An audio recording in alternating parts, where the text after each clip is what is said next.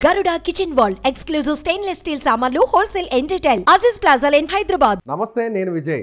తెలంగాణలో కాంగ్రెస్ పార్టీ అధికారంలోకి వచ్చిన 10 రోజులు కూడా కాకముందే తొలి అసెంబ్లీ సమావేశాల్లోనే మొదటి రోజే అంటే గవర్నర్ ప్రసంగానికి ధన్యవాదాలు తెలుపుతున్నటువంటి మొదటి రోజే అటు కాంగ్రెస్ పార్టీకి ప్రతిపక్షంలో ఉన్నటువంటి బీఆర్ఎస్ పార్టీకి సంబంధించినటువంటి ఎమ్మెల్యేల మధ్య మంత్రుల మధ్య మాటల తోటాలు పేలుతున్నాయి. గవర్నర్ ప్రసంగానికి ధన్యవాదాలు తెలుపుతూ కాంగ్రెస్ పార్టీకి సంబంధించినటువంటి ఎమ్మెల్యే రామ్మోహన్ రెడ్డి ఆయన తీర్మానాన్ని ప్రవేశపెట్టగా అదే పార్టీకి సంబంధించినటువంటి ఎమ్మెల్యే చెన్నూరు ఎమ్మెల్యే ఉన్నటువంటి గడ్డం వివేక్ వెంకటస్వామి బలపరిచారు.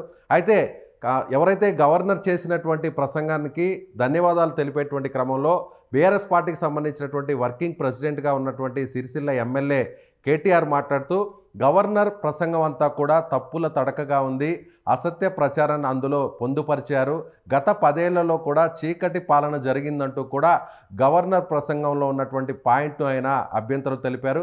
అదేవిధంగా గడిచినటువంటి 50 ఏళ్లలో చూస్తే కాంగ్రెస్ పార్టీ పాలనలో తెలంగాణ పూర్తిగా వెనుకబడిపోయింది, ఎక్కడా కూడా సరైనటువంటి పాలన నడవలేదు, అందరూ కూడా చిమ్మ చీకట్లో మునిగిపోయారంటూ కూడా కేటీఆర్ చేసినటువంటి ప్రసంగాన్ని అడ్డుకుంటూ డిప్యూటీ సీఎంగా ఉన్నటువంటి ఎవరైతే మదిరే ఎమ్మెల్యేగా ఉన్నటువంటి డిప్యూటీ సీఎంగా ఉన్నటువంటి బట్టి విక్రమార్క తన అభ్యంతరాన్ని తెలుపుతూ కేటీఆర్ చేసినటువంటి విమర్శలు తగవు, గతంలో 50 ఏళ్ల పాలన గురించి ఇప్పుడు మాట్లాడడం సమంజసం కాదు అంటూ కూడా బట్టి కేటీఆర్కు కౌంటర్ ఇచ్చేటువంటి ప్రయత్నం చేశారు. అదేవిధంగా అంటే గతంలో 10 ఏళ్ల పాలనలో తెలంగాణ ఏర్పడిన తర్వాత జరిగినటువంటి పాలన అభివృద్ధి లేదంటే చేయాల్సినటువంటి అభివృద్ధి మీద మాట్లాడితే బాగుంటుంది, సమంజసంగా ఉంటుందంటూ కూడా కేటీఆర్కి కౌంటర్ ఇచ్చేటువంటి ప్రయత్నం బట్టి చేశారు. అదేవిధంగా గత పాలన సరిగా లేదు, సరిగా అభివృద్ధి జరగలేదు కాబట్టే తెలంగాణను కాంగ్రెస్ పార్టీ శ్రీమతి సోనియా గాంధీ తెలంగాణ రాష్ట్రాన్ని ఇచ్చిందంటూ కూడా ఆయన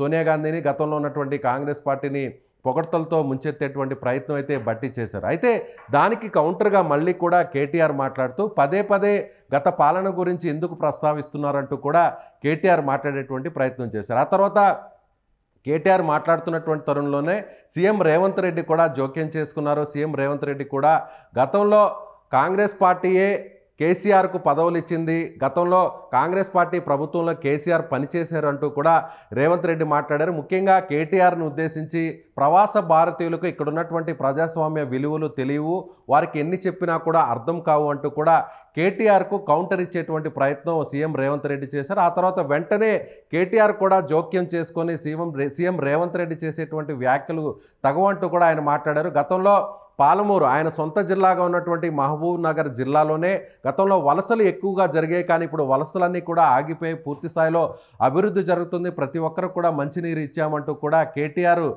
సీఎం రేవంత్ రెడ్డి ప్రసంగాన్ని ఆయన ఉటంకిస్తూ కూడా మాట్లాడినటువంటి పరిస్థితి. ఆ తర్వాత కేసీఆర్ గురించి మాట్లాడుతున్నటువంటి తరుణంలోనే కేటీఆర్ మాట్లాడుతున్నటువంటి పరిస్థితుల్లోనే మళ్ళీ మాజీ మంత్రిగా ఉన్నటువంటి సిద్దిపేట ఎమ్మెల్యేగా ఉన్నటువంటి హరీష్ రావు కూడా జోక్యం చేసుకుని ఆయన ప్రసంగించారు. గతంలో కృష్ణా జలాల్ని బయట రాష్ట్రాలు ఎత్తుకుపోయేటువంటి క్రమంలో ఎక్కడ కూడా కాంగ్రెస్ పార్టీకి సంబంధించినటువంటి నాయకులు ఎమ్మెల్యేలు ఎవరు కూడా అడ్డు చెప్పలేదు, ఒక్క పి జనార్దన్ రెడ్డి మినహాయిస్తే మిగిలినటువంటి వారు ఎవరు కూడా అడ్డు చెప్పలేదంటూ కూడా హరీష్ రావు గతంలో ఉన్నటువంటి ఎమ్మెల్యేల గురించి ఆయన ప్రస్తావించినప్పుడు అప్పుడు రేవంత్ రెడ్డి కూడా జోక్యం చేసుకొని కృష్ణా జలాల మీద తాము పోరాటం చేసాం, పోతిరెడ్డిపాడు విషయంలో కూడా గతంలో అభ్యంతరాలు కూడా తెలిపామంటూ కూడా రేవంత్ రెడ్డి చెప్పినటువంటి పరిస్థితి. సో ముఖ్య నాయకుల మధ్య అటు రేవంత్ రెడ్డి కావచ్చు, కాంగ్రెస్ పార్టీ పక్షాన సీఎంగా ఉన్నటువంటి రేవంత్ రెడ్డి కావచ్చు, అదేవిధంగా డిప్యూటీ సీఎంగా ఉన్నటువంటి బట్టి విక్రమార్క కావచ్చు, అదేవిధంగా బీఆర్ఎస్ పార్టీకి సంబంధించి కూడా వర్కింగ్ ప్రెసిడెంట్గా ఉన్నటువంటి సిరిసిల్ల ఎమ్మెల్యేగా ఉన్నటువంటి కేటీఆర్ కావచ్చు,